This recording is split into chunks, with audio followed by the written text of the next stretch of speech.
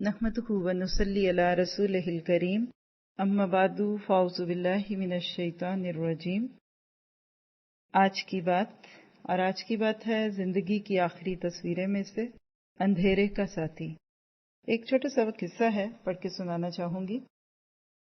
لکھنے والے لکھتے ہیں کہ میرا ایک دوست تھا، وہ بہت نیک آدمی تھا، کبھی کبھار بیماروں کو شرعی دم کرتا تھا۔ اس نے مجھے اپنا قصہ سنایا۔ اس نے بتایا کہ ایک دن میرے ٹیلی فون کی گھنٹی بجی، دوسری طرف ایک بہت بڑے تاجر کا بیٹا بات کر رہا تھا۔ میں نے کہا فرمائیے کیا بات ہے؟ وہ کہنے لگا مولانا میرے والد بیمار ہیں، آپ سے درخواست ہے کہ ہمارے ہاں تشریف لائیں، میرے والد صاحب کو دیکھ لیں اور انہیں دم کر دیں۔ بات ہے، امید ہے کہ سمجھ آ رہی ہوگی، یعنی مشکل میں کوئی شخص ہے اور کسی نیک شخص سے دم کروانا چاہتے ہیں۔ میں ان کے ہاں گیا۔ ان کا گھر ایک شاندار محل تھا، در و دیوار نہایت حسین نقش و نگار سے آراستہ تھے اور زندگی کی تمام نعمتیں ان کے پاس بڑی کثرت کے ساتھ تھیں۔ اس کے بچوں نے میرا پرتپاک استقبال کیا، یعنی مجھے وارم ویلکم کیا اور مجھے خوش آمدید کہا۔ خوشحالی اور آسودگی کے آثار ان کے چہروں سے عیاں تھے، یعنی دیکھنے سے لگ رہا تھا کہ امیر گھرانہ ہے۔ میں نے پوچھا آپ کے والد صاحب کس بیماری میں مبتلا ہیں؟ ان میں سے ایک لڑکے نے بتایا کہ ان کا جگر بڑھ گیا ہے اور کچھ دن پہلے ہمیں بتایا گیا کہ ان کو بلڈ کینسر ہو گیا۔ ڈاکٹر نے صاف صاف بتا دیا ہے کہ ان کی میڈیکل رپورٹس خطرناک ہیں اور اب یہ اس دنیا میں چند روز کے مہمان ہیں، باقی اللہ بہتر جانتا ہے۔ میں ان کے ساتھ ان کے والد کے کمرے کی طرف جا رہا تھا۔ اسی دوران میں ایک لڑکے نے میرے قریب ہو کر کہا معاف کیجیے، ہم آپ کو یہ بتانا بھول گئے کہ ہمارے والد اپنے مرض کی حقیقت کے بارے میں کچھ نہیں جانتے۔ عموماً ایسے ہی ہوتا ہے نا، ایسے وقتوں میں مریض سے بات چھپائی جاتی ہے۔ وہ جب بھی اپنی بیماری کے بارے میں پوچھتے ہیں تو ہم ڈر کے مارے گول مول بات کر دیتے ہیں کہ کہیں ان کا غم بڑھ نہ جائے اور ان کی بیماری مزید شدت اختیار نہ کر جائے۔ ہم نے والد صاحب کو بس یہی بتایا ہے کہ آپ کے پیٹ میں ورم ہو گیا ہے اور امید ہے کہ جلد ٹھیک ہو جائے گا۔ خیر، یہ انسٹرکشن سنی۔ اس کے بعد میں نے دیکھا کہ ان کے والد کا کمرہ نہایت دلکش نقش و نگار سے مرصع ہے، یعنی بہت ہی لگژریس روم ہے۔ ایک شخص آرام دہ بستر پہ لیٹا ہوا ہے، عمر 50 سال سے کچھ زیادہ ہے۔ صاف ظاہر ہو رہا ہے کہ وہ ناز و نعمت کی گود میں پلا ہے، ہر چند بیمار ہے لیکن بدن مناسب حد تک فربا ہے، یعنی جسم پہ بھی موٹاپے کا اثر ہے۔ میں نے گرم جوشی سے مصافحہ کیا اور سرہانے بیٹھ گیا، یعنی بہت اچھی طرح سے اس کو ملا۔ لڑکے ارد گرد بیٹھ گئے۔ وہ آدمی کچھ دیر بعد اپنے بیٹوں کی طرف متوجہ ہوا اور انہیں کمرے سے چلے جانے کا حکم دیا۔ وہ کمرے سے نکلے اور دروازہ بند کر کے چلے گئے۔ میں اور مریض تنہا رہ گئے۔ اس نے سر جھکا لیا، تھوڑی دیر خاموش رہا، پھر آنکھوں سے آنسو بہہ نکلے اور بہت رویا۔ میری طرف متوجہ ہوا، آنسو مسلسل ٹپک رہے تھے۔ بولا مولانا دیکھ رہے ہیں کہ میرا کیا حال ہے؟ یہ دنیا کا مال و متاع ہے جسے میں 30 سال سے سمیٹ رہا ہوں۔ دنیا کے عشق میں اتنا پاگل ہو گیا تھا کہ نماز اور تلاوت قرآن سے بھی غافل ہو گیا۔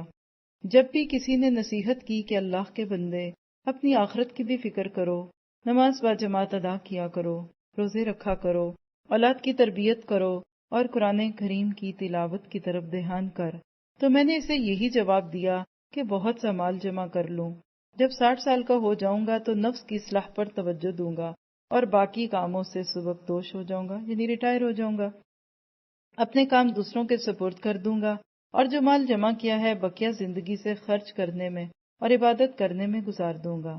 اور اب جیسا کہ آپ دیکھ رہے ہیں کہ مجھے اچانک بیماری لاحق ہو گئی، بیماری کی شدت روز بروز بڑھتی جا رہی ہے۔ پھر وہ دھاڑیں مار مار کر رونے لگا۔ میں نے کہا نیکی کی خوشخبری قبول فرمائیے، آپ جلد ہی شفا پا جائیں گے اور جس طرح آپ چاہتے ہیں اللہ کی عبادت بھی کرنے لگیں گے، یہاں تک کہ آپ کو موت کا بلاوا آ جائے گا۔ موت ایک اٹل سانحہ ہے، ان قریب ہم سب کو مرنا ہے۔ آپ کا مال مرنے کے بعد آپ کو فائدہ دے گا، آپ کی اولاد آپ کو ہرگز نہیں بھولے گی، وہ آپ کے نام سے مساجد تعمیر کرائے گی، یتیموں کی کفالت کرے گی، آپ کی طرف سے صدقہ کرے گی اور آپ کے لیے دعا کرے گی۔ یعنی بہت اچھے لفظوں میں انہوں نے ان کو تسلی دی۔ یہ سن کر وہ زور سے چیخا بس کیجئے بس کیجئے۔ وہ بچوں کی طرح بلک بلک کر رونے لگا اور طنز کرتے ہوئے کہا اوہ تیری اولاد تیری طرف سے صدقہ کرے گی اور مسجدیں تعمیر کروائے گی۔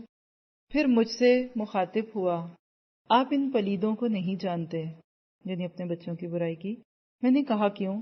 کہنے لگا، یہ میری اولاد ہے، میرے لیے بڑی محبت اور عقیدت کا اظہار کرتی ہے، یہ سب کل رات میرے پاس خاصی دیر بیٹھے رہے، میں چاہتا تھا کہ یہ لوگ اب چلے جائیں، چنانچہ میں نے ان پر ظاہر کیا کہ سو گیا ہوں، اپنی آنکھیں میچ لیں اور خراٹے لینے لگا۔ انہوں نے گمان کیا کہ میں واقعی سو گیا ہوں۔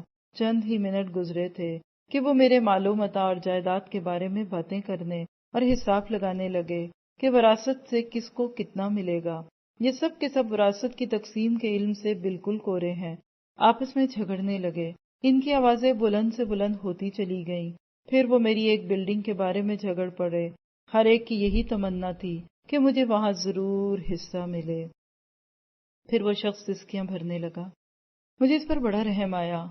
میں اس کے گھر سے نکلا تو یہ آیت مقدسہ میری زبان پر تھی کہ ما اغنی عنی مالیہ ہلک عنی سلطانیہ، میرے مال نے مجھے فائدہ نہیں پہنچایا اور مجھ سے میری سلطنت فنا ہو گئی۔ واقعی یہ شخص مر جائے گا تو لوگ اس کے گھر میں ضرور جمع ہوں گے، مگر اس کا مال و دولت آپس میں بانٹنے کے لیے جمع ہوں گے، انہیں اس کے کام تقسیم کرنے سے کوئی دلچسپی نہ ہوگی۔ آدمی مر جاتا ہے تو اس کے ساتھ تین چیزیں جاتی ہیں، اہل و عیال، مال اور اعمال۔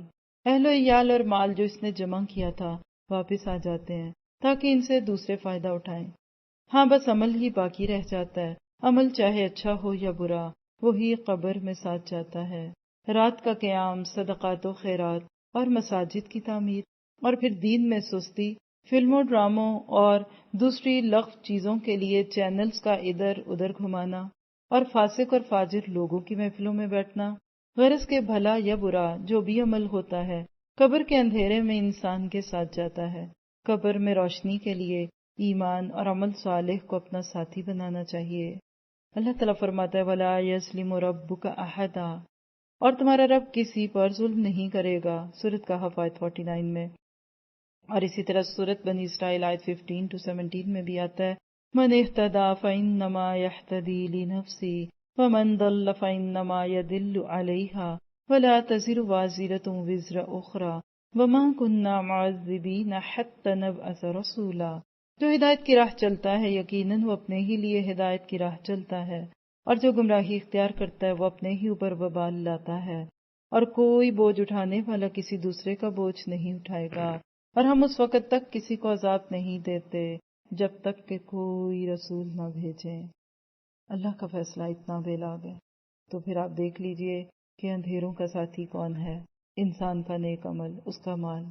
اگر زندگی کی آخری تصویریں ہم اپنی یا کسی اور کی دیکھیں تو کم و بیش یہی منظر دکھتے ہیں ہمیں اپنے ارد گرد۔ دعا کیجئے کہ آج اس زندگی میں ہم اپنے قبر کے ساتھی جمع کر سکیں، ہماری قبریں ہمارے لیے خیر اور امن کے گہوارے بن جائیں۔